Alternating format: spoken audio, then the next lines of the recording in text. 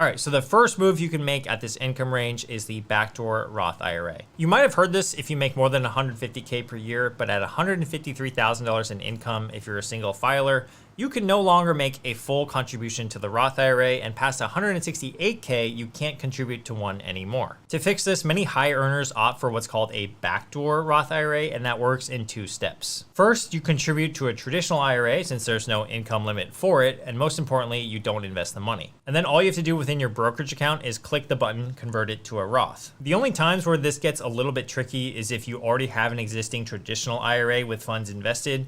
At that point, you would have traditional IRA funds as well as Roth IRA funds, and so you need to be careful and avoid what's called the pro rata rule. I'll leave a link on a resource on how to do the backdoor Roth IRA as well as mistakes to avoid in the description below. If you're able to do this successfully though, it's one way to really shelter your income from your overall tax burden. Another type of backdoor Roth IRA is what's called the mega backdoor Roth. This is something that companies will actually allow you to take advantage of, namely big tech companies like Google, Microsoft, Meta, and Amazon, to name a few. I'm gonna leave a full list of all the companies offering a mega backdoor Roth in the description below, so you can check that out after this. So here's how it works. In the mega backdoor Roth, you can actually contribute beyond the normal contribution limit of $24,500 per year. So first you would contribute that amount, the 24.5K, into your normal 401k. And then Amazon, for example, they set up their own after-tax account for you, which is a perk that you get for working there. This allows you to contribute 42.5K more dollars to an after-tax account.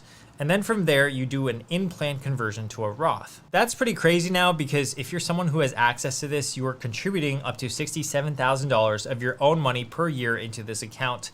And this is gonna really help you generate that wealth over time. I am pretty jealous. I don't have access to this, but if you do, you definitely should take advantage. The second move you need to consider at this income range is just simply diversifying your portfolio. There is a high earners playbook from the Henry Finance Reddit, and I will link this also down below in the description, but they suggest having 80 to 100% in equities under the age of 50, with a small allocation of 5 to 10% in alternatives like precious metals or crypto if you're comfortable with that. After you're 50, you want to adjust downward to 70% or 60% in equities to reduce volatility and preserve capital. For additional diversification, you can even consider adding in international ETFs, which have been performing pretty well as of recent. I think this recommendation from this guide is pretty spot on. I've shared on this channel before that the younger you are, the more risks that you can take because you're in this phase of generating wealth. But the older that you get, the more that you want to actually start protecting that wealth. The third move at this income range pertains to you, especially if you have what's called RSUs. RSU stands for restricted stock units, and if you work for a company that offers you RSUs, it's a really great benefit because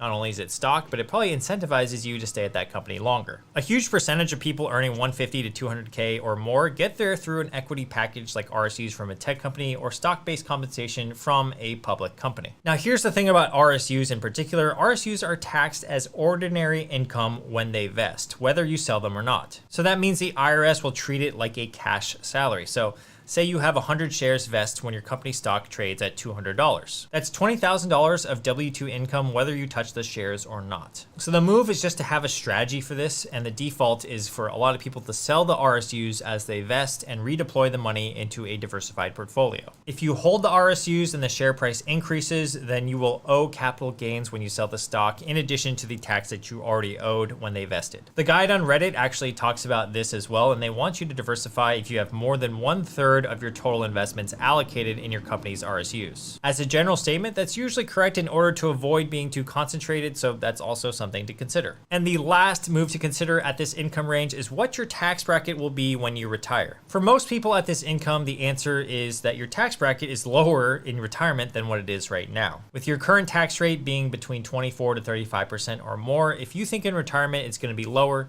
then your traditional 401k contributions should be prioritized. Maxing a traditional 401k at $24,500 saves you roughly 8 to 9.5K in taxes this year at your marginal tax rate.